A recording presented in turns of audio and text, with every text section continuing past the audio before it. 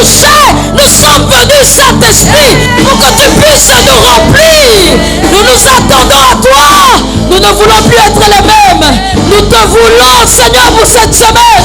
Alors que, Seigneur, au Dieu d'Israël, pour en train de préparer ce camp, Seigneur, au Dieu dynamisme, je prie que ce soir, tu puisses nous enflammer.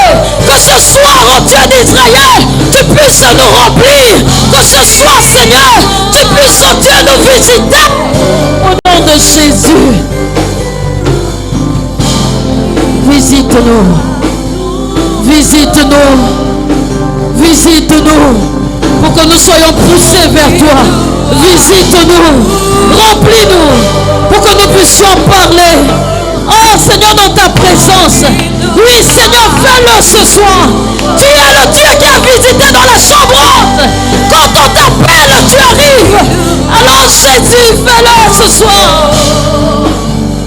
Que tout ce qui peut être barrière soit brisé.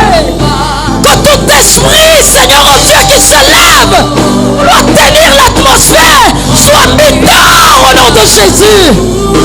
Je libère ton feu dans cette salle afin de consumer toute œuvre diabolique au nom de Jésus, afin de consumer les incantations qui se font par les mains, qui se font par les gestes, qui se font, Père éternel, oh Dieu, par les regards. Je viens anéantir cela au nom de Jésus.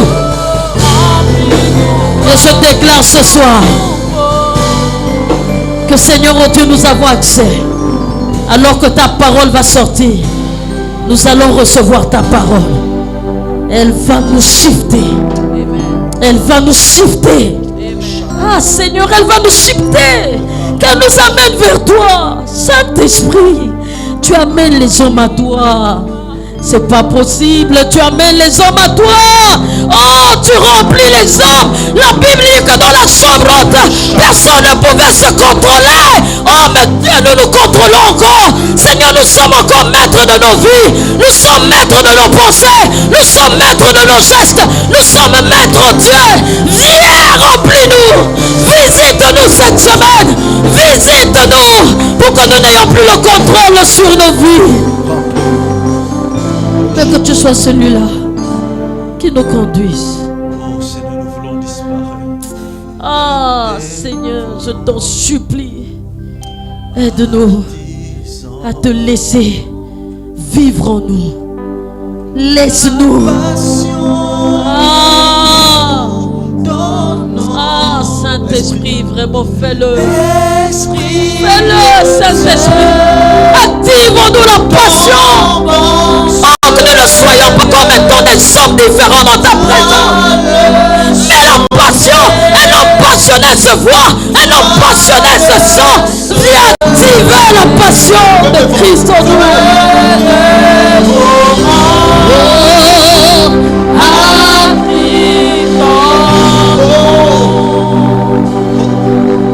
La passion pour ton nom, Esprit de Dieu, t'avance-le, va le sommet, va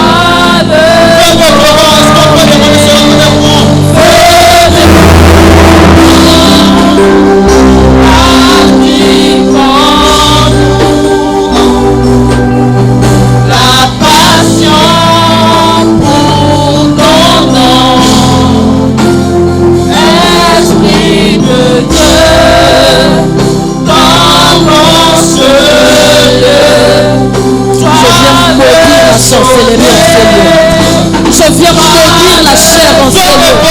Je viens maudire l'homme en Seigneur. Et je prie que l'esprit, homme esprit, puisse naître en Seigneur. Au nom de Jésus. La passion pour ton nom, Esprit de Dieu, avance-le, sois le sommet, sois le sommet.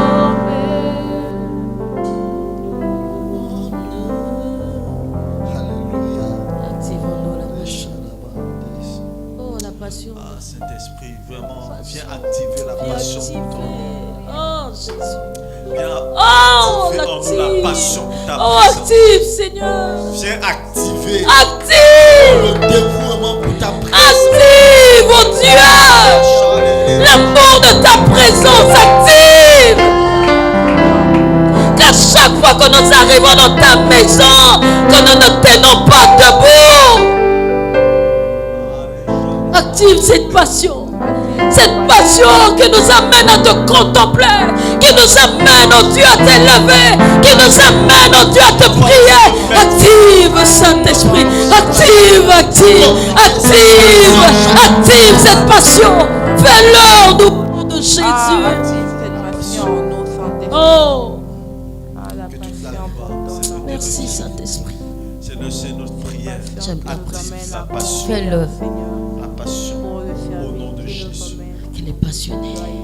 Ah, Va créer à ton niveau. une génération de passionnés. Oui, crée, de ta présence. crée, Seigneur. Créer une Crée-les, génération des crée-les. amoureux de ta Oui, présence. Seigneur. Crée une Oh, génération crée-les, oui. d'assoiffés Même si ça n'existait de pas, ta tu sais présence. créer. Tu crées dans le néant. Crée cela. Tu crées dans le La Bible vide. déclare que tu mettras en nous un Ah, cœur nouveau et un fais-le. esprit nouveau. Alléluia. Alors que nous sommes à la Pentecôte, même Yes. en nous, un esprit nouveau, Nouveau, un alléluia. cœur nouveau, Oui. un cœur passionné. Alléluia. Laisse que la gloire te revienne encore. Au Yes. nom de Jésus. Merci, Seigneur. Amen. Amen. Alléluia. Est-ce qu'on peut acclamer pour le Seigneur?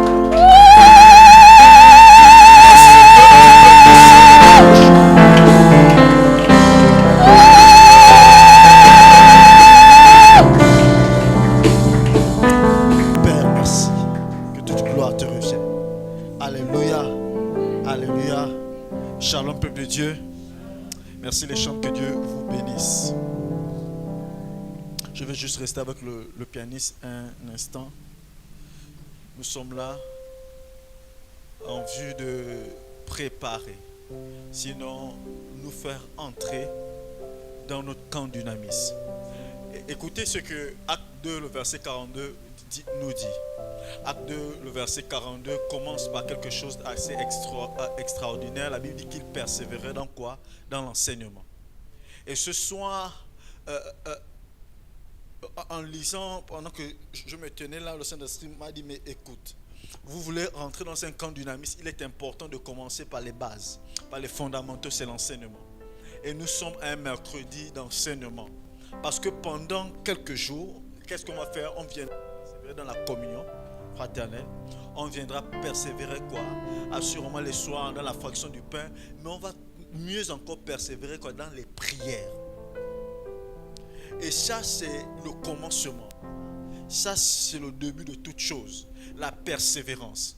Et hier, nous avons appris une notion pendant que nous étions en réunion de leaders, la persévérance. La persévérance, nous avions dit hier que l'une des définitions que chacun a pu donner, c'est la ténacité. C'est le fait de persévérer malgré les épreuves.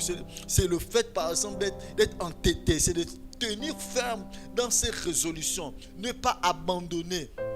Être endurant. Et pendant quasiment 4 jours, nous voulons persévérer ensemble. Nous voulons être endurants dans la présence de Dieu. Nous voulons être constants dans la présence de Dieu. Même lorsque tu seras au travail, lorsque tu vas rejoindre les autres en étant au travail, tu vas toujours persévérer dans cet esprit de prière parce que nous sommes au camp dynamis. Alléluia. Nous avons dit aussi que la persévérance, c'est le dévouement. Le dévouement, c'est la fidélité, c'est la constance. Et c'est important que l'on comprenne qu'en ce jour d'enseignement, l'on doit persévérer ensemble. Alléluia. Est-ce que tu peux dire persévérons ensemble? Alléluia. Voilà pourquoi lorsqu'il s'agit de prier, et ce soir, vraiment, j'aimerais, pendant que je vais me mettre en scène et partager quelques faits de ma vie. Parce que c'est important que ensemble on comprenne la nécessité de ces moments. la nécessité de la Pentecôte, la nécessité de la persévérance. J'observe beaucoup d'entre nous depuis quelques jours, quelques semaines, combien de fois les gens sont fatigués. Combien de fois les gens semblent lassés.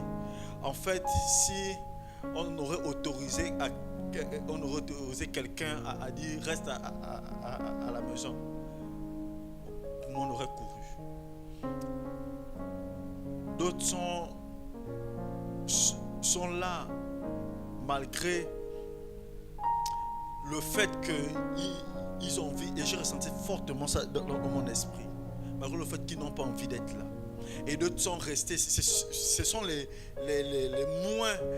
moins courageux qui sont restés à la maison. Ils ont compris, ils n'ont pas envie d'être là-bas, ils restent tout simplement à la maison.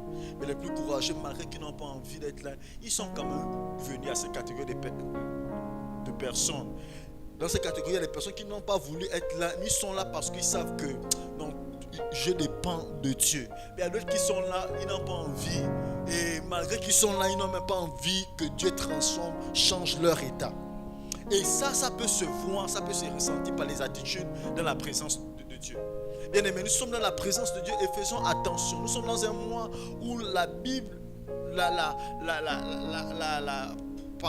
serviteur de Dieu nous a dit que l'on parle du caractère de l'aigle. Et j'aimerais ce soir que l'on parle ensemble du caractère de l'aigle. Que l'on voit 8 caractéristiques qui peuvent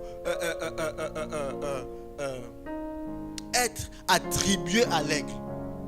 Ces caractéristiques-là sont non seulement scientifiques, mais on va regarder ça à la lumière des Écritures. Pourquoi j'ai dit scientifique? Parce que vous pouvez taper actuellement sur Google et vous allez voir certaines caractéristiques que je vais citer là. Mais ces caractéristiques, le Saint-Esprit m'a emmené à comprendre ça sur le plan spirituel. Et hier, pendant que nous étions en réunion de leaders, pendant que le pasteur a commencé à parler de la persévérance, mais j'ai dit, mais pasteur, tu es en train de commencer à introduire ce que j'ai envie de parler. Et il y a plusieurs textes sont venus et le Saint-Esprit me montre combien de fois c'est là où je t'amène. Donc il y aura des textes qui sont d'ailleurs ce qu'on a vu hier ensemble. Je nous encourage à persévérer ensemble. Alléluia.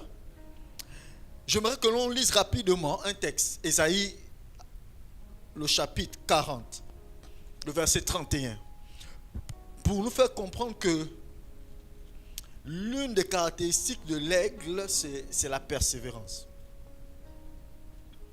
L'une des caractéristiques vraiment de l'aigle, c'est la persévérance. Et Ésaïe 40, je commence par ce texte qui est mon texte de base ce soir. Ésaïe 40 à partir du verset 31. Est-ce qu'on est à la page? Ésaïe 40, le verset 31. Ésaïe 40, verset 31. J'aime ce texte parce que ce texte fait partie des textes qui fait le fondement de ma vie chrétienne. Lorsque j'ai envie de pouvoir un moment me décourager, c'est ce qui fait la force de ma vie chrétienne. Ésaïe 40, le verset 31 nous dit: mais ceux qui se confient en l'Éternel renouvellent leur force. Point. Mais ceux qui se confient en l'Éternel renouvellent leur force. Ils prennent le vol comme les aigles. Ils courent et ne se lassent point. Ils marchent et ne se fatiguent point. La Bible nous montre premièrement que la fatigue peut arriver. C'est possible qu'à un moment on peut se lasser. C'est possible qu'à un moment on peut manquer de patience. Mais la solution, c'est de se confier en l'Éternel. Mais c'est quoi se confier en l'Éternel? Se confier en l'Éternel veut dire que tu mets toute ton espérance, pas sur un homme, mais sur Dieu. Parce qu'il est le consommateur, il est le rémunérateur de ta foi. Il dit que même si je n'ai pas d'argent aujourd'hui, toi l'Éternel, tu ne vas jamais m'abandonner. je me confie en toi. La Bible dit que, mais ceux qui se confient, ça veut dire, mais c'est l'opposition. Ça commence par mais, ça veut dire que au-delà de toute chose, ce sont les personnes qui s'attachent à Dieu, qui mettent leur confiance, qui ont le regard fixé sur Dieu. La Bible nous dit que ceux-là, ils sont comme des aigles. La caractéristique donc d'un aigle, c'est le fait de se confier d'abord en l'Éternel. La caractéristique des personnes qui ont le caractère de l'aigle, ils ne font pas confiance aux hommes. Qu'il y ait 2 personnes à la réunion ou pas, ils savent que Dieu est au milieu de nous. Je me confie en lui. Ceux qui ont le caractère de l'aigle savent que lorsque il y a de tels moments, on parle du camp d'une amie, ça veut dire qu'on est en train de provoquer le ciel afin que l'Éternel agisse dans nos vies. Malgré les programmes qui sont passés, mais ceux qui se confient en l'Éternel savent que Dieu va intervenir. Bien-aimés, la Bible nous montre que lorsque nous sommes fatigués, ce texte nous montre que lorsque nous sommes découragés, c'est ceux qui se confient en l'Éternel qui renouvellent les forces. Bien-aimés, j'ai passé quasiment près de 2 mois, j'étais en train de préparer, d'ailleurs depuis l'année dernière, ou depuis que je suis rentré de Dakar, j'étais en train de préparer le spectacle offrande corporelle que nous avons annoncé ici. Et pendant 2 mois, je préparais ça. Chaque vendredi, il fallait être à cheval entre les programmes d'ici et être au veillées de travail. Et il fallait venir le samedi aux réunions des jeunes. Il fallait venir le dimanche. Mais en semaine, il fallait tourner parce qu'il fallait chercher des moyens de financement. Mais là n'est pas le problème. J'aimerais nous interpeller en mettant notre espoir en Dieu, en se confiant en Dieu.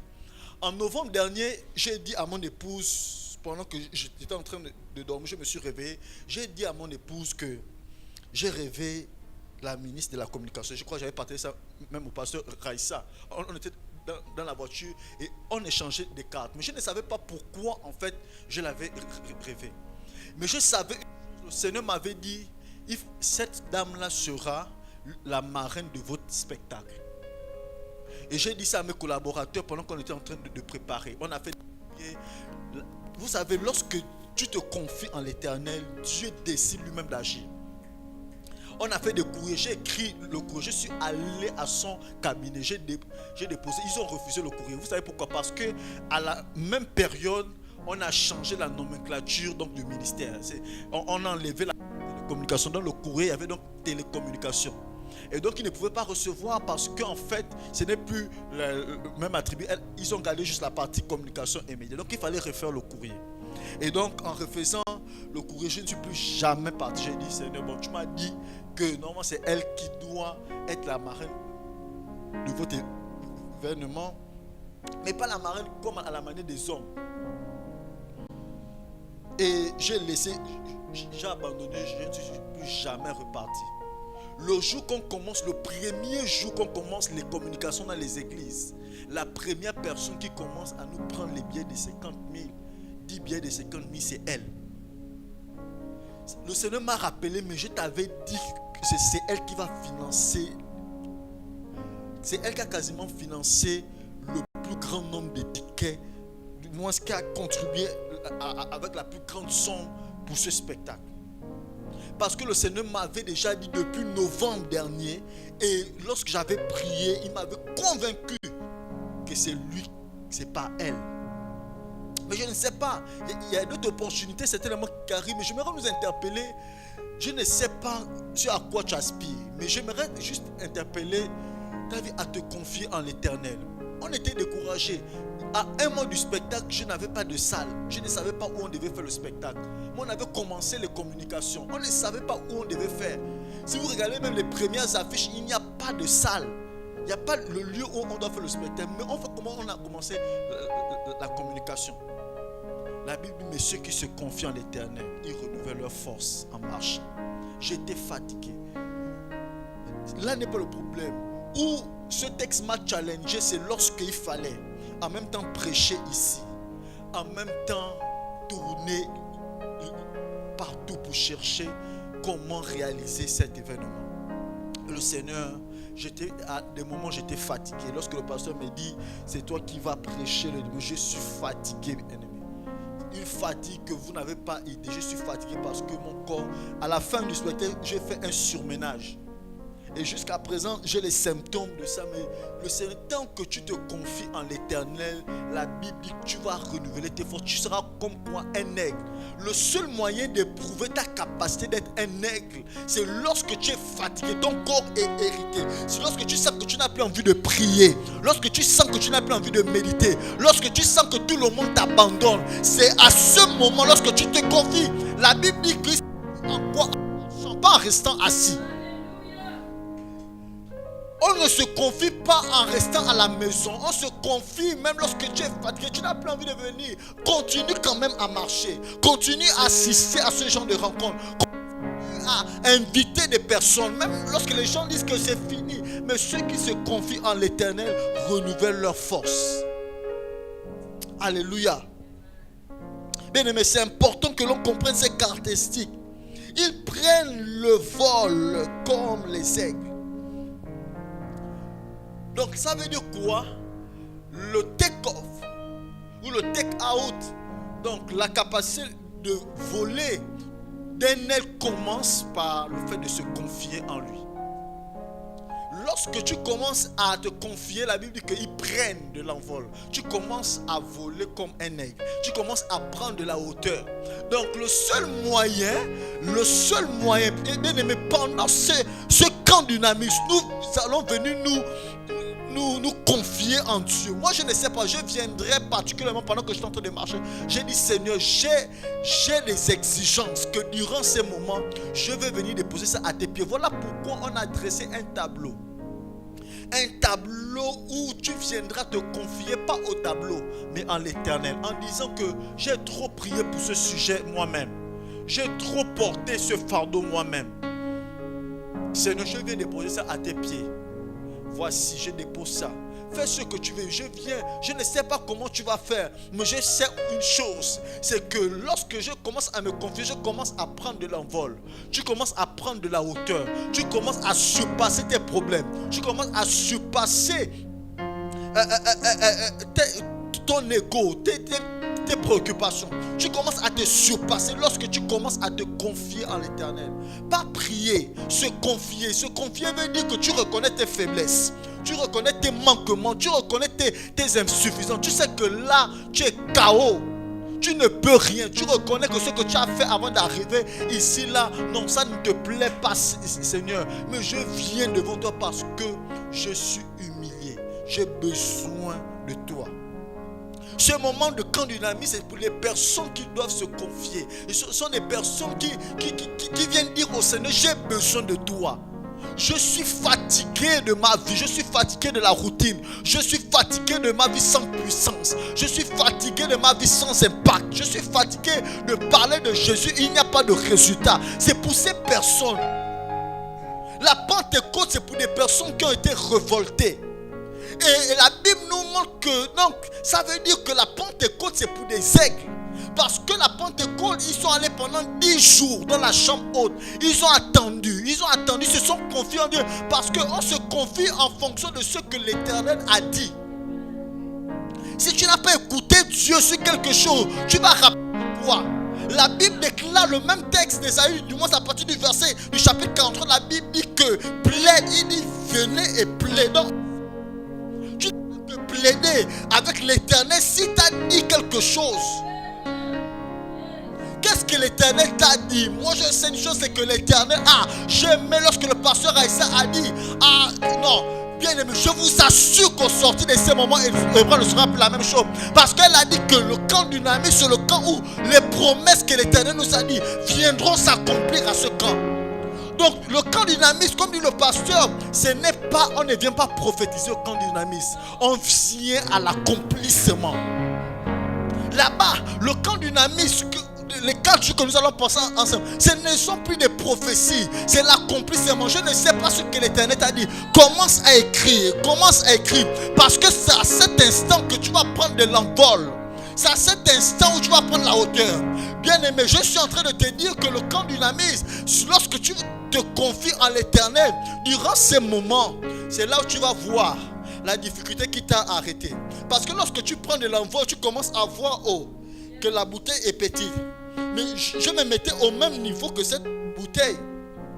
Ou je me mettais au même niveau que ce pupitre. Mais lorsque tu commences à te confier en l'Éternel, tu commences à prendre la hauteur. Tu te rends compte que c'est petit. En réalité, lorsque tu l'Éternel, la première chose que l'Éternel fait, c'est qu'il te change la mentalité. Il te change ta conception de voir les choses. Il te change ta perception. Il te change le regard. Il te dit, mais tu es en train de prier depuis longtemps pour l'endroit où tu as envie de travailler, mais c'est pas là-bas que je te veux. Il te fait prendre la hauteur. Il te dit, mais regarde, c'est l'autre côté là-bas. Donc ça veut dire que tu vas changer ta perspective. Toi, tu attendais l'Éternel à cet instant, mais ceux qui se confient en l'Éternel, le fait de prendre la hauteur, il te montre une autre perspective. Il te dit, c'est là-bas, c'est ici là où je t'attendais en réalité. Est-ce que je parle à quelqu'un ce soir? Je veux que tu te confies en l'Éternel, pas en n'importe qui, pas en un homme, pas en un programme, mais en ce que Dieu a dit pour ce programme. Bien-aimé, je viens ce soir pas pour nous motiver, mais pour nous rappeler une chose que Dieu nous a dit sur sa parole. Ce n'est pas pour nous bercer. Bien-aimé, là, Jésus a même dit, mais vous priez, vous ne demandez pas parce que vous répondez mal. C'est parce que les gens ne se confient pas en l'Éternel.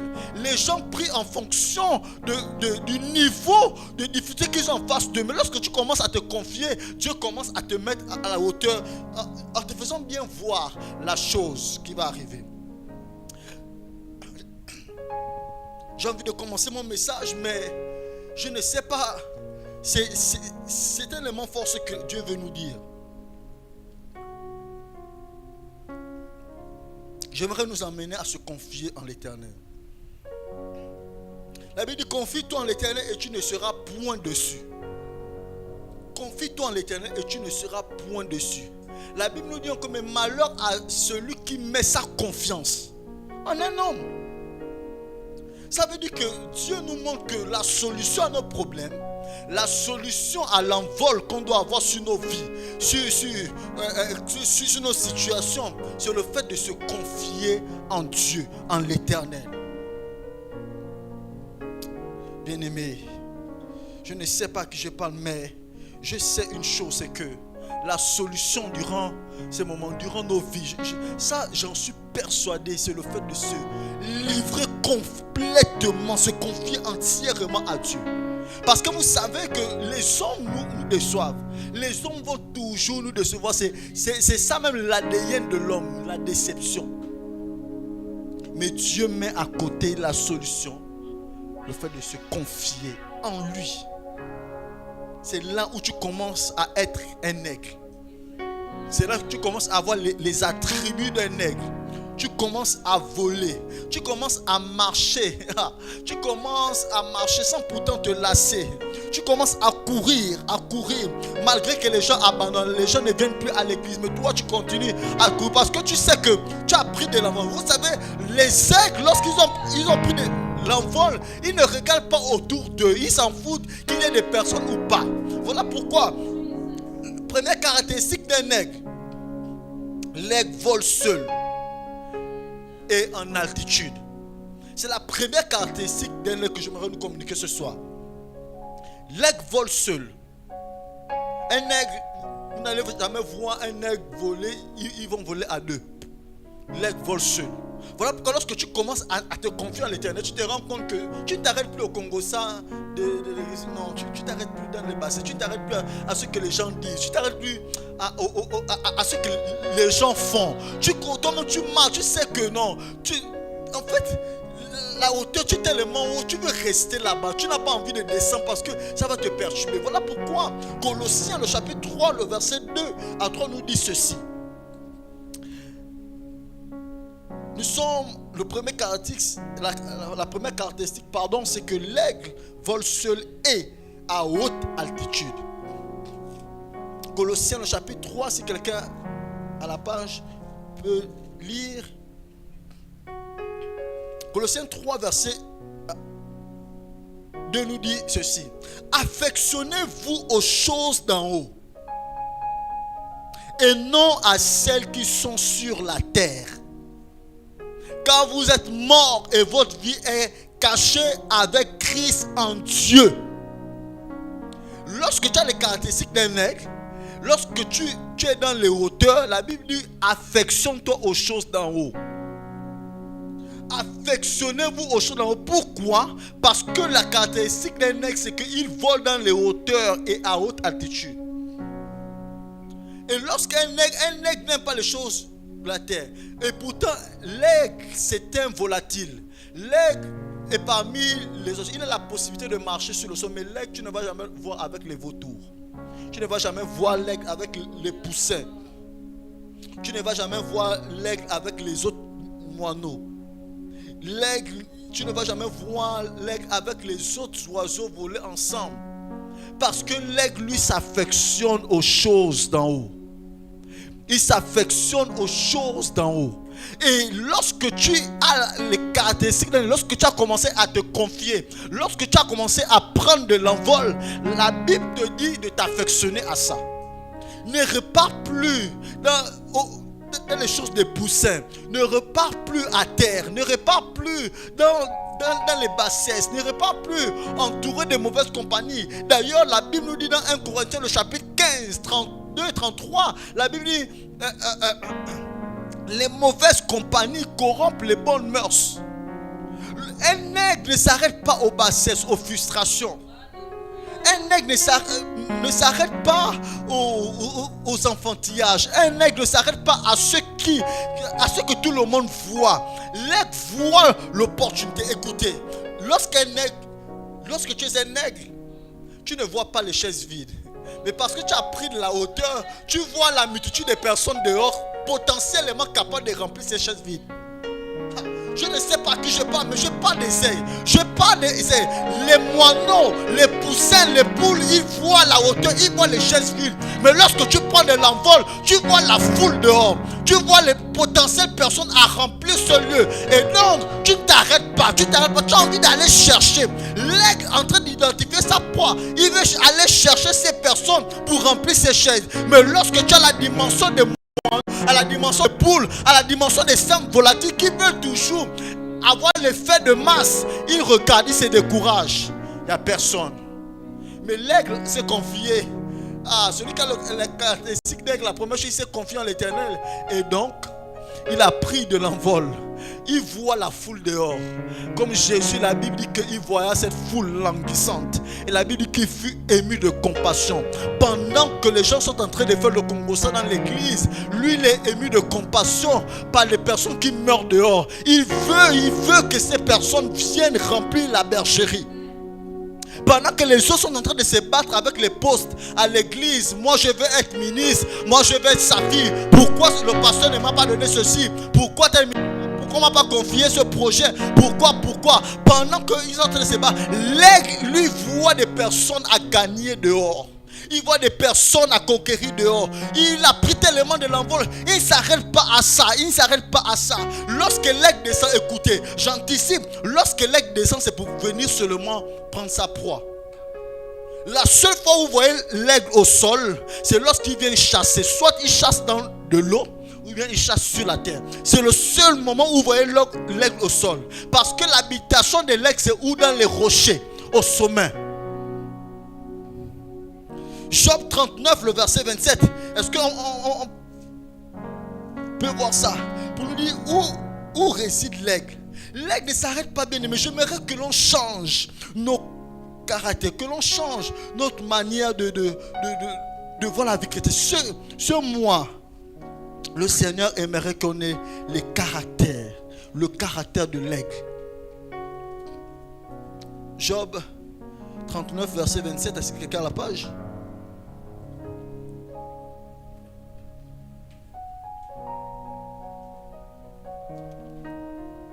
Oui, lis.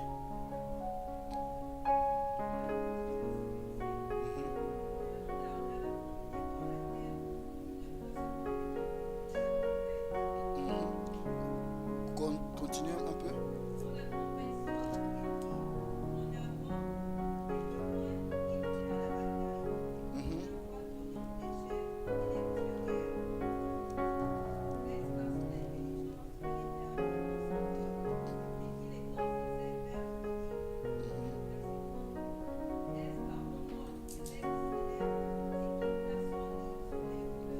Stop. Est-ce quoi? C'est quel verset? Voilà, verset reprend.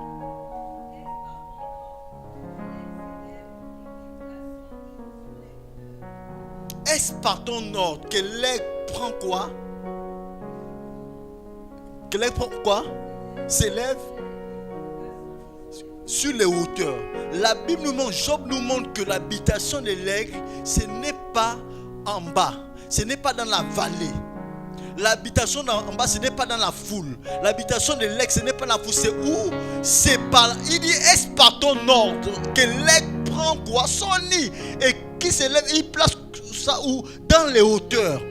Pendant que vous vous limitez, pendant qu'on se limite aux choses de la terre, nous, l'aigle, lui, prend les sujets. Celui qui a les caractéristiques, il prend les besoins de Dieu, my God. Il prend les besoins de Dieu, il amène ça où? Dans les hauteurs. Parce que Colossiens dit, affectionnez-vous aux choses d'en haut. Affectionnez-vous, aimez. Soyez passionnés par les choses d'en haut. La Bible dit, est-ce par ton ordre? Non, en fait, non. Écoutez, lorsque vous lisez ce texte, la Bible dit que la Bible ne nous montre pas que Dieu donne l'ordre. En fait, le texte veut dire que, en réalité, si on doit le reformuler, le texte tout simplement dit que c'est naturellement que l'aigle prend son nid et il amène ça dans les hauteurs. Parce que c'est son ADN, c'est inné en lui. Et ce monde va avoir ce caractère inné. Lorsque tu es face aux difficultés de la vie, lorsque tu es face aux situations de la vie, lorsque tu fais face aux problèmes, à un moment tu es fatigué, prends ton nid, amène ça où? Dans les hauteurs où tu es censé résider.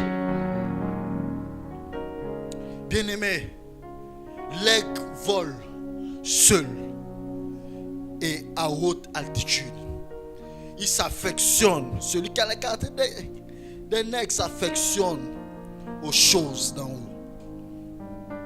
La deuxième caractéristique que j'aimerais vous communiquer, c'est que l'aigle a une vision élargie. Scientifiquement, on montre que l'aigle, lorsqu'il est à haute altitude, il voit 7 fois plus précis que nous qui sommes proches de quelque chose. Sa vision est 7 fois plus vive, 7 fois plus précise que une simple jumelle. L'aigle a une vision élargie. Joël 2, le verset 28 nous dit ceci. Et voilà pourquoi je dis, s'il nous plaît, invitons des personnes. On n'a pas intérêt à rater ce camp Dunamis. Ce camp Dunamis, on n'a pas intérêt. Joël 2, le verset 28.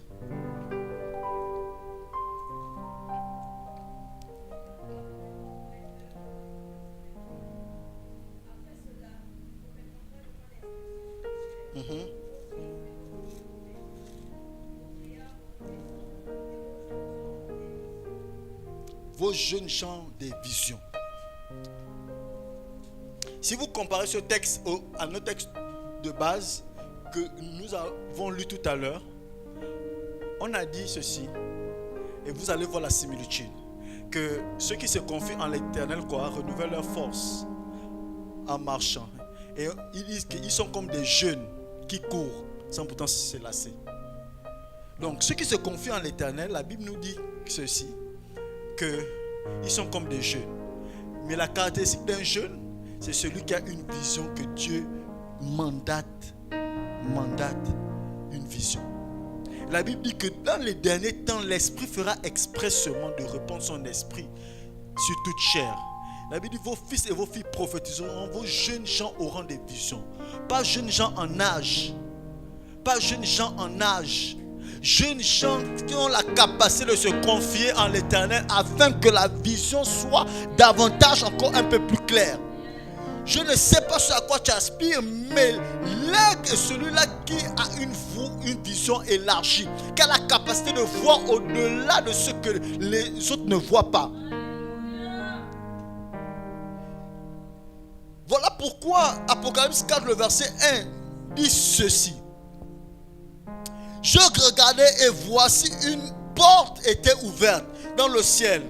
La première voix que j'avais entendue comme le son d'une trompette et qui me parlait dit: monte ici et je te ferai voir ce qui doit arriver par la suite. La Bible nous montre que la caractéristique d'un aigle, lorsqu'il est dans les hauteurs, c'est que c'est là où il voit mieux. Est-ce que vous vous rendez compte? Voilà pourquoi dans le livre de l'Apocalypse, il dit à Jean: monte ici et je te ferai voir. Mais comment pour voir quelque chose qui doit arriver par la suite? Pourquoi, Père? Pourquoi j'ai besoin de monter? Quel est le rapport? Montre-moi tout simplement. C'est comme un film. Présentement, c'est moi cette télé, je vois ce qui doit arriver par la suite. Mais pourquoi je dois monter?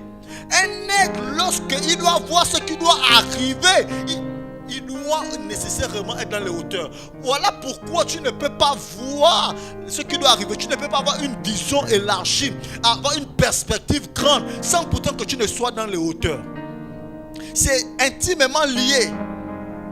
L'aigle a une vision élargie. Voilà pourquoi tu dois bien aimer monter. On doit monter, on doit être dans les hauteurs pour voir, avoir une vision. Je ne sais pas quoi tu aspires. Voilà pourquoi l'aigle vole seul. Ceux qui ont des visions, ils ne vont pas se battre avec les autres. Ils savent où ils vont. Ils ne vont pas se fatiguer pendant que vous allez être là en train de faire. Voilà pourquoi bien-aimé, cette semaine que l'Éternel nous communique à chacun une vision précise de notre destinée. Que l'Éternel nous communique un objectif précis de notre destinée. La Bible déclare dans Proverbe le chapitre 29 qu'un peuple sans vision est un peuple sans frein. C'est nécessaire. Si tu n'as pas de vision, tu seras sans frein. Tu vas aller partout là-bas. Là, on organise un programme de Pentecôte et pourtant ton église a un programme de Pentecôte. Toi, tu vas courir la barconne courant. L'église a une vision. On a un objectif actuellement. L'église a une vision. Nous, on veut gagner. On veut au minimum avoir construit une église de 3000 personnes. Actuellement, on veut gagner. Nos cœurs battent pour les âmes. On veut que chacun de nous soit des témoins. C'est ça la vision actuelle, un témoin. On veut être des témoins de Christ. Pas autre chose. On veut être, peu importe ce que tu décides de faire, mais sois un témoin. Lorsque tu te laisses frustrer, lorsque tu te laisses décourager, lorsque tu te laisses abattre par n'importe quel péché, lorsque tu te laisses humilier par n'importe quel péché, tu empêches Dieu de passer par toi pour être un témoin. C'est que tu n'as pas compris la vision. La troisième caractéristique, l'aigle n'a pas peur de sa proie. Peu importe la proie, parce qu'il est en hauteur, il n'a pas peur. Pourquoi? Parce que peu importe la proie qu'en face, qu'il aperçoit, il aperçoit cette proie à la même dimension que toutes les autres proies. L'éléphant, pour lui, c'est la même dimension que la fourmi, parce que sa vision telle, il voit tout le monde la même chose. Et les scientifiques nous disent que l'aigle n'a pas peur de sa proie, peu importe la proie. Et voilà pourquoi j'ouvre cette parenthèse. La seule chose ou le seul animal que l'aigle, j'ai envie de dire, fuit, redoute, c'est le serpent. Mais le serpent, c'est quoi? Le serpent, c'est le symbole du péché. Le serpent, c'est le symbole de la ruse. Le serpent nous montre dans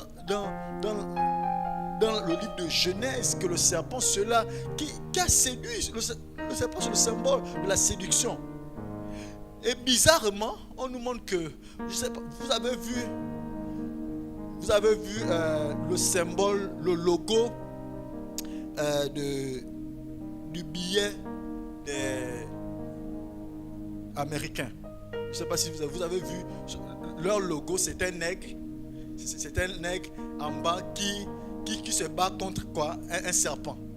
Observez, vous partez même. Vous voyez sur le logo des États-Unis, leur blason, comme un peu le nôtre, nous c'est quoi les panthères. Mais eux, leur symbole, c'est un aigle qui se bat contre un serpent, qui essaie d'échapper à un serpent. Voilà pourquoi on doit fuir le péché. C'est le seul animal que l'aigle, les autres là, il vient, il affronte, il prend, il mange. Et pourtant, le serpent est insignifiant. Mais lui, il ne veut même pas s'approcher du serpent. Parce que c'est le symbole du mal. Et pareil pour nous, en tant qu'aigle, on ne doit même pas s'approcher du péché. On doit éviter de rentrer dans les situations qui vont nous faire pécher. Les situations qui vont nous mettre en conflit, non seulement avec Dieu, mais avec les frères.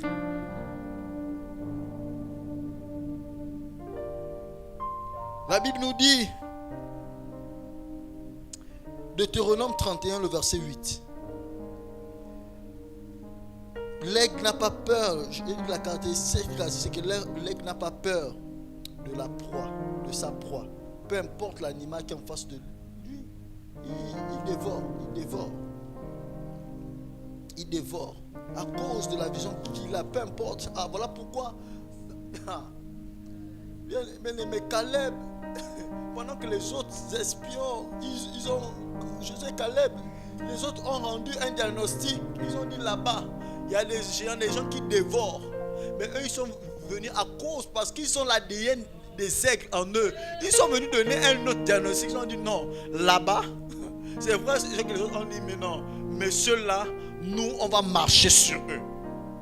Donc peu importe, lorsque tu as la vision d'aigle, peu importe la situation, tu affrontes.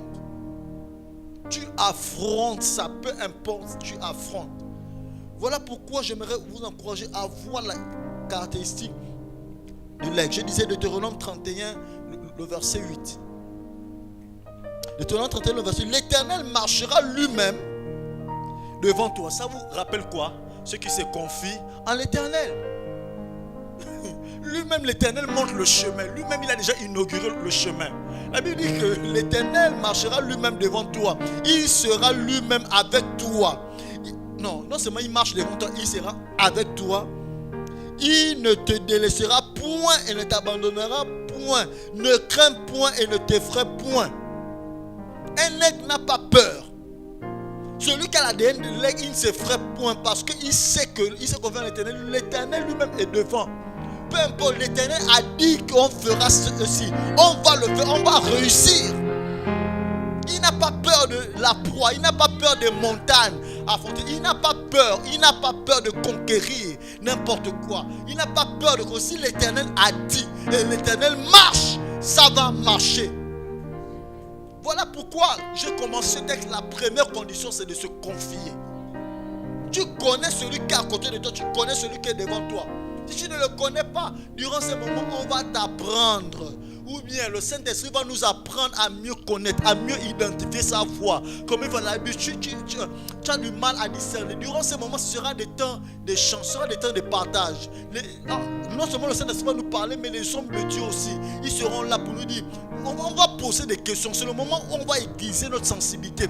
Parfois, tu te mets à prier, tu vois telle vision. Qu'est-ce que cette vision veut par exemple dire? Je me rends compte que depuis 1 mois, 2 mois, 1 an, je fais le même rêve. Ça veut dire quoi concrètement? On va te dire ça par l'Esprit de Dieu. On va prier. Si c'est mauvais, ça va partir. C'est tellement... Bien aimé, ne ratons pas ce camp. Ne ratons pas ce camp. Ah, my God. La 4e chose, rapidement, l'aigle est tenace.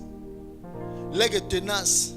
Il adore les tempêtes pour voler et aller plus haut. Je crois que je ne vais pas m'éterniser dessus parce que le pasteur a déjà bien développé ça ici. Les caractéristiques de l'aigle aime lorsqu'il y a les tempêtes. C'est là où il commence à déployer ses ailes. Et il commence à se reposer. C'est où il y a les tempêtes. C'est où les gens commencent à fuir. C'est là où l'aigle aime. Il aime. Est-ce que vous savez que l'aigle aime où il y a la mort? Ah, est-ce que je peux parler à quelqu'un? La Bible déclare dans Luc, le chapitre 22, Luc 17, le verset 37. Et Matthieu 24, c'est le même texte. L'aigle aime où il y a la mort. L'aigle aime où il y a les tempêtes, où il y a des difficultés. L'aigle aime où les gens disent chaos. Parce que c'est là où il trouve l'opportunité de pouvoir se mouvoir, l'opportunité de pouvoir faire éclater sa gloire. Matthieu 24, le verset 28 nous dit quoi? C'est un texte que le frère Pierre aime citer.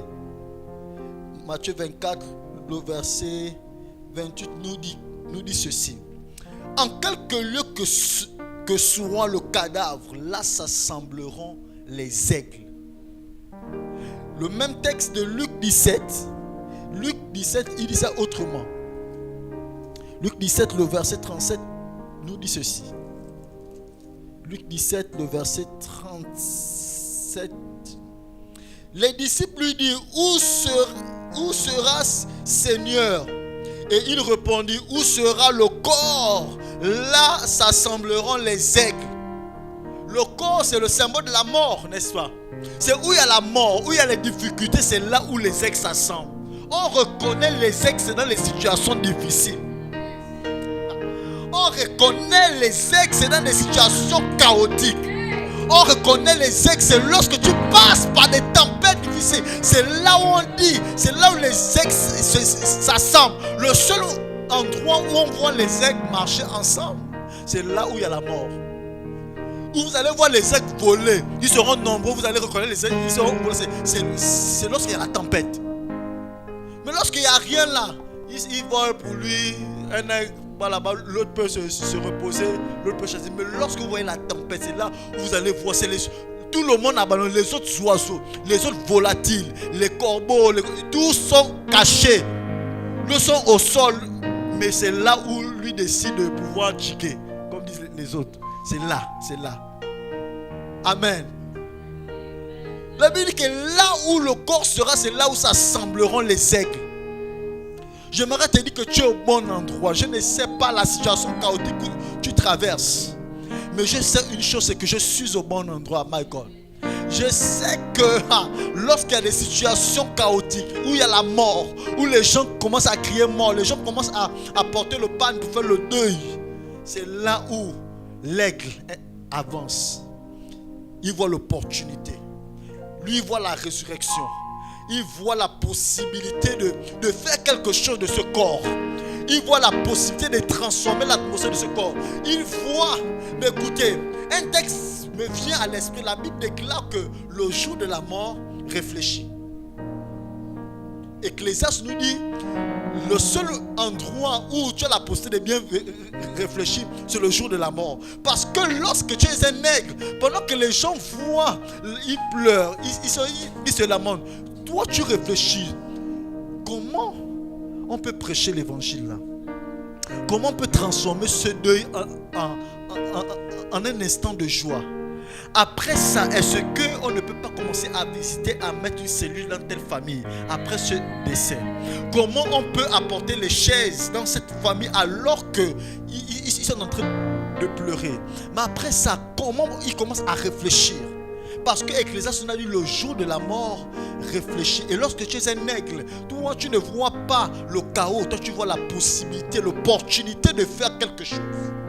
L'opportunité d'apporter une solution, pendant que Jésus est face à la mort à Lazare, on est venu appeler, mais Lazare, ton ami, en train de mourir. Jésus a dit non, et pourtant Jésus aimait Lazare. Mais lorsqu'il était face à Lazare, il a dit, pendant que les autres ont dit qu'ils sentent déjà, ça veut dire qu'ils ont donné le diagnostic, ils sentaient déjà. Face à la mort, il n'y avait plus rien à faire. Jésus, que le roi des aigles, my God, Jésus, que le roi des aigles, il a vu l'opportunité de dire à qui? À Lazare, sort! L'opportunité d'apporter une résurrection afin de démontrer son pouvoir et son autorité. Voilà pourquoi, bien-aimé, face au chaos de ta vie, face à la maladie que tu traverses, l'apôtre Paul a dit, c'est l'une des choses qu'il a dit, je me fortifie dans mes faiblesses. C'est lorsqu'il y avait une écharpe, une maladie qui l'accablait. C'est là il a dit, je me fortifie. Alléluia. Les aigles sont tenaces. Les aigles se nourrissent des choses fraîches. L'aigle ne se contente pas des choses réchauffées. L'aigle ne se contente pas des mêmes choses, des choses de tous les jours. Voilà pourquoi Éphésiens 5, le verset 19 nous dit: entretenez-vous par des psaumes, par des cantiques spirituels, célébrant le Seigneur. Un nègre, il est là, il aime la louange, il aime les choses spirituelles, il aime venir, il aime lorsqu'on nous dit allons à la maison de l'Éternel. Un nègre est affectionné par la maison de l'Éternel parce qu'il veut se nourrir des choses spirituelles. Il veut se nourrir d'une nouvelle opportunité. Voilà pourquoi Jésus, je vous dis, le roi des aigles, dans Matthieu 6, le verset 11, a dit ceci. Lorsqu'il apprenait à ses disciples à prier, il dit quoi? Notre Père qui es aux cieux, que ton nom soit sanctifié, que ton règne vienne, que ta volonté soit faite sur la terre comme au ciel. Après, il s'arrête, pause. Donne-nous aujourd'hui notre pain quotidien. Jésus, il ne veut pas que l'on demande le pain d'hier, non. Il veut nous accorder la révélation de ce jour. Il veut nous donner la nourriture de ce jour. Voilà pourquoi la caractéristique d'un nègre, il se nourrit des choses fraîches. Si l'aigle a tué hier, même si c'est resté, il ne va plus manger ça. Il va se mettre à chasser un nouvel animal. Parce que Jésus lui-même, il a dit: donne-nous notre pain de ce jour, notre nourriture de ce jour, notre révélation de ce jour, la parole de ce jour, le réma de ce jour, la grâce rattachée à cette année. L'année dernière, c'était autre chose. Mais cette année, on n'a pas fait le camp dynamisme l'année dernière. Ce n'est pas un programme ordinaire, bien aimé. Ce n'est pas un programme ordinaire. C'est une nourriture d'aujourd'hui. C'est une nourriture d'aujourd'hui. Je ne sais pas qui je parle, mais je te dis de manger quelque chose de frais durant ce camp. Bien-aimé, la Bible déclare que les bontés de l'Éternel se renouvellent chaque matin dans nos vies. Un nègre, il se contente des choses fraîches. Il ne se contente pas des choses réchauffées. Il ne se contente pas de la religion. Voilà pourquoi l'Esprit de Dieu, on ne bloque pas. Voilà pourquoi on doit aspirer à l'Esprit de Dieu. Ceux qui ne sont pas des aigles, ils veulent que le culte soit comme aujourd'hui. On a fait le culte dimanche dernier. C'était comme ça. On a placé telle note de cette manière. On a prié de telle manière. Ils veulent qu'on puisse avoir le même déroulé. Mais lorsque tu es un aigle, c'est le Saint-Esprit qui te conduit. C'est l'Esprit de Dieu qui nous conduit. Parce que l'Esprit de Dieu a une orientation meilleure que notre liturgie. Voilà pourquoi affectionnons-nous aux choses spirituelles, confions-nous. Tout ce que j'ai dit, le secret, c'est dans le fait de se confier. Tu vas commencer à inventer tes choses spirituelles, tes choses de l'esprit, si tu ne te confies pas en l'Éternel. Voilà pourquoi il faut, tout ce que j'ai dit, le secret, c'est de se confier. La sixième chose, rapidement, l'aigle aime les challenges. L'aigle aime les challenges.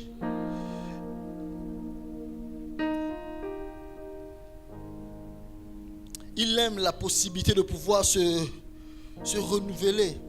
Vous savez, l'aigle vit à plus de 70 ans. Et à la 40e année de sa vie, lorsqu'il commence à vieillir, l'aigle commence à ressentir un poisson. Qu'est-ce qu'il fait? Il part dans les montagnes se cacher pendant près de 3 mois. Et il fait une chose, il enlève son bec. Il casse son bec. C'est douloureux. Il saigne pendant cette période. Il cache son bec. Et ensuite, qu'est-ce qu'il fait? Il enlève, lorsque le bec repousse, il prend son bec, il enlève ses ongles. Ses ongles saignent aussi. Après, qu'est-ce qu'il fait? Avec son bec, il enlève les plumes pour se rajeunir. Il aime les nouveaux challenges. Un aigle ne se contente pas de ce qui s'est passé hier.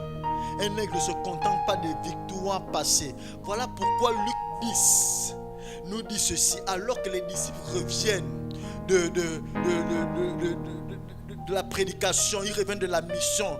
Ils disent, oh notre Seigneur, même les démons nous sont soumis. Écoutez la réponse de Jésus. Jésus dit, oh, mais moi je voyais Satan tomber du ciel comme un éclair.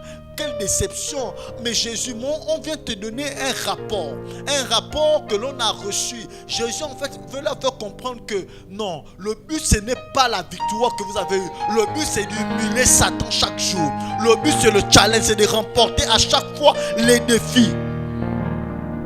Voilà pourquoi l'aigle décide de se renouveler. L'aigle décide de se changer. L'aigle décide de pouvoir rajeunir. Il décide de pouvoir perdre ses plumes parce qu'il veut des défis nouveaux. Vous savez, dans la maison de Dieu, en tant qu'armée, il n'y a pas de vieille personne. Voilà pourquoi l'aigle, même lorsqu'il vieillit, c'est là où il décide de prendre une nouvelle vie.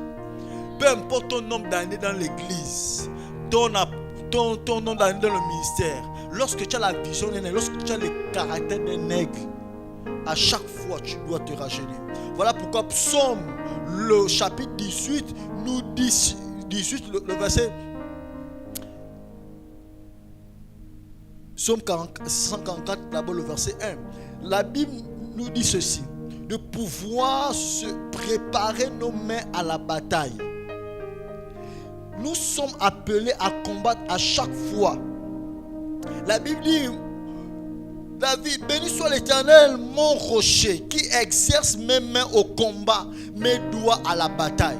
Lorsque tu es un aigle, tu dois être prêt à combattre. Tu dois être prêt à être sur le terrain à chaque fois. Le seul endroit où l'aigle décide de se reposer, ou le seul moment où l'aigle décide de se reposer, c'est lorsqu'il doit se renouveler. Donc lorsque tu décides de faire tes retraites toi-même improvisées, pas pour te renouveler, c'est bizarre. Il y a des gens, ils partent en retraite.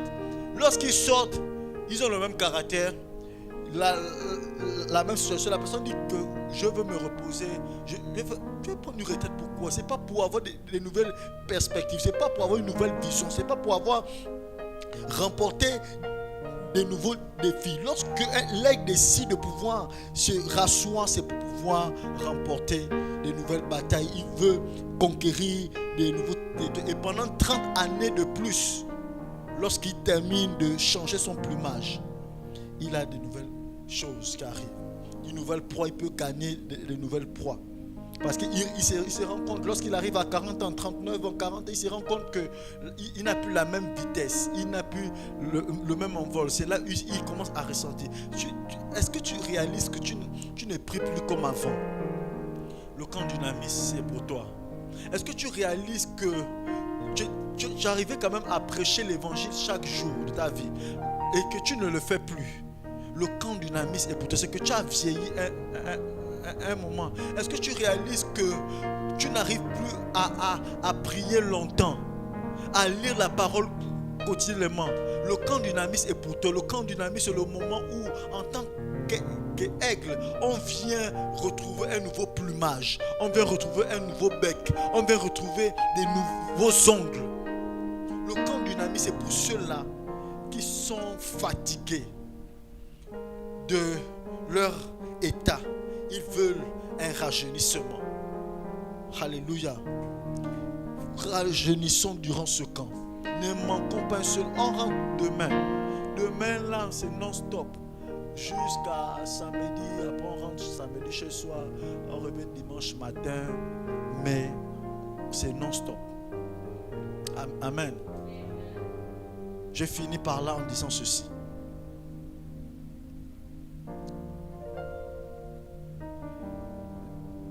L'aigle s'entraîne toujours. L'aigle s'entraîne toujours. Durant sa vie, lorsqu'il n'y a pas de tempête, l'aigle décide toujours, vous allez voir, il décide toujours de faire des voltiges. Si vous observez, l'aigle décide toujours de faire des voltiges. Il décide toujours de faire des pirouettes capables de pouvoir, lorsque les tempêtes vont arriver, lorsque les vents vont arriver, il saura comment emprunter tel vent. L'aigle s'entraîne toujours. Voilà pourquoi je termine par ce texte en disant 2 Timothée 3, le verset 16 à 17. Pendant qu'on trouve ce texte, l'aigle s'entraîne toujours. Pourquoi? David, qui est un type de Jésus, pendant qu'il était encore dans la maison de son père, avant qu'il ne puisse tuer Goliath, la Bible nous montre que David tuait quoi? Avait tué l'ours, avait tué le lion. Il s'entraînait à des grands défis. Avant que les grands défis n'arrivent, avant que les grandes choses n'arrivent, les grandes tempêtes, commence à t'entraîner. Voilà pourquoi 2 Timothée, est-ce que quelqu'un a trouvé 2 Timothée 3, le verset 16. L'une des choses qui permet de nous entraîner, de nous maintenir, de nous donner la possibilité d'affronter les défis qui arrivent, c'est la parole de Dieu. C'est en demeurant dans la parole de Dieu. Voilà pourquoi je commençais en disant qu'il persévérait. Il persévérait où?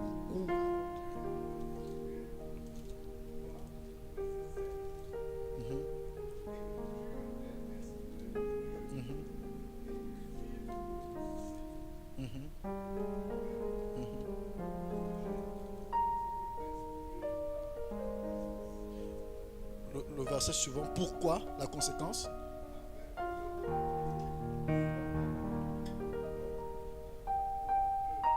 Toute écriture, l'enseignement de ce soir, ce que nous recevons ici quotidiennement, les dimanches, les mercredis, les vendredis, lorsque tu t'exhortes, les samedis au devant encore, cela est destiné pour des choses. Premièrement, c'est pour nous corriger. Deuxièmement, c'est pourquoi enseigner, convaincre, corriger et instruire. Instruire, ça veut dire qu'on te donne l'instruction parce que certainement tu vas passer une épreuve. L'instruction, le but de l'instruction, c'est parce que tu vas passer une épreuve certainement. Et lorsqu'un aigle s'affectionne à l'enseignement, un aigle s'affectionne à la parole, parce que lorsque la tentation va arriver, lorsque les épreuves vont arriver, c'est là où le Saint-Esprit va te faire sortir le texte, comme disait le pasteur dimanche. C'est là où il va te rappeler le texte là, mais écoute, voici ce que tu dois faire. La tempête est arrivée parce que l'aigle s'entraîne. Il fait des pirouettes dans les airs. Mais lorsque tu es un aigle, tu t'entraînes à lire la parole de Dieu. Afin, la conséquence, pourquoi tu dois le faire? Le but c'est quoi? Afin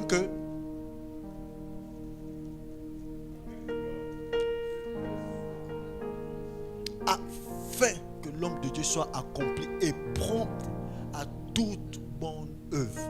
Est-ce qu'on peut dire cela ensemble? Pendant qu'on se tient debout, le but des enseignements, le but du camp Dunamis, c'est de nous préparer afin que l'on, donc complément circonstanciel de conséquences, afin que l'homme de Dieu soit accompli à toute bonne œuvre. Quelle est l'œuvre à laquelle le Seigneur t'a appelé? Voilà pourquoi il y a une vision rattachée à ta vie. Quelle est l'œuvre? Quelle est la mission que le Seigneur t'a appelé? Quelle est la mission que le Seigneur nous a appelé? Voilà pourquoi le Seigneur veut nous cacher pendant ce camp Dunamis. Le Seigneur veut nous cacher. Est-ce que tu peux prier et demander les caractéristiques? J'aimerais seulement te dire de demander au Seigneur de te donner la possibilité de te confier en lui. Parce que lorsque tu vas te confier en lui, tu auras inévitablement ces caractéristiques en toi. Cela va arriver nécessairement en toi. Tu vas t'affectionner aux choses d'en haut. Tu auras une vision élargie. Tu vas voler à la dimension de l'aigle. Tu n'auras pas peur de ta proie. Tu seras tenace. Dans les difficultés, dans les tempêtes, dans la mort, tu vas trouver des opportunités. Tu vas te nourrir toujours des choses fraîches lorsque tu vas te confier en l'Éternel. Parce que tu vas chercher la parole de Dieu pour tes solutions. Tu as envie de te marier. Tu as envie d'entamer tel projet. Confie-toi en l'Éternel. Ne pars pas nécessairement avec tes réponses déjà. C'est ça, se confier. Se confier veut dire que tu attends que Dieu te dise quelque chose. Pas ce que toi tu as pensé. Pas ce que tu as conçu. Est-ce que tu peux dire, Seigneur, donne-moi la possibilité de me confier. Je veux que mon cœur se confie. Je veux avoir les réflexes. Je veux développer ce réflexe. Oh, ce réflexe de me confier en toi. Lorsque je suis face à telle situation, lorsque je suis face à tel problème, dans ma vie, lorsque je me réveille, lorsque je vais commencer ma journée, je veux me confier en toi. Lorsque je vais entamer ma journée, je veux me confier en toi. Parce que ceux qui se confient en l'Éternel prennent leur envol. My God. Ils prennent leur envol comme des aigles. Ils prennent leur envol comme des aigles. Ils prennent leur envol comme des lèvres. Moi, je veux me confier en toi. Je veux dépendre de toi. Je veux être passionné de toi. Se confier veut dire dépendre de Dieu. Dis Seigneur, donne-moi de dépendre de toi. Lorsque je me lève, je veux te voir. Lorsque je marche, je veux te voir. Dans une décision que j'ai envie de prendre, je veux te voir. Je veux d'abord m'adresser à toi. Je veux d'abord parler avec toi. Avant de parler à cet homme, avant de donner ma réponse à cet homme, je veux d'abord me confier en toi. Avant de m'approcher de cette femme, je veux me confier en toi. Avant de répondre à cette offre d'emploi, avant de partir dans cette mission, je veux me confier en toi. Avant de choisir cette filière, avant de choisir ce pays où j'ai envie de voyager, Seigneur, qu'est-ce que tu en penses? Seigneur, qu'est-ce que tu veux? Seigneur, qu'est-ce que tu es en train de me dire? Seigneur, quel est le projet que tu as formé pour moi? Avant de pouvoir faire quoi que ce soit, Seigneur, je t'en supplie, ouvre mes yeux, oriente mon entendement, oriente ma vision, oriente mes pas, oriente mon chemin. Père éternel, je veux me confier en toi. Je veux m'abandonner à toi. Je veux me donner à toi. Seigneur, je t'en supplie. Seigneur, tu m'as donné l'opportunité pendant ces 4 jours du camp Dynamis. Tu m'as donné l'opportunité de venir me confier en toi. Seigneur, qu'est-ce que tu as dit sur ma vie? Seigneur, tu me donnes l'opportunité de m'attacher à toi. Amare Shalala, Rekaramane, adresse-toi à Dieu.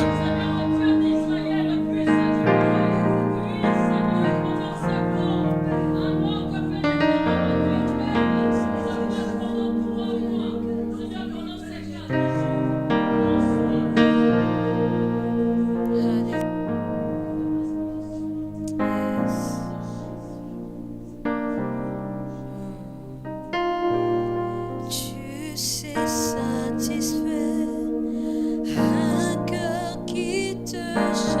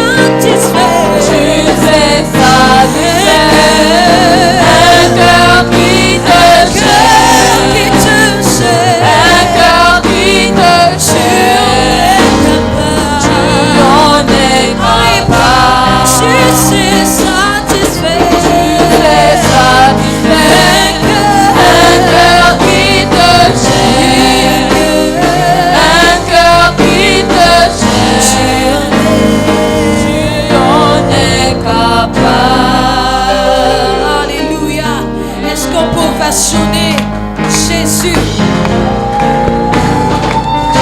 Nous acclamons pour sa parole ce soir. Oh, cette parole qui nous a fait du bien. Ce sont des aigles qui acclament ce soir.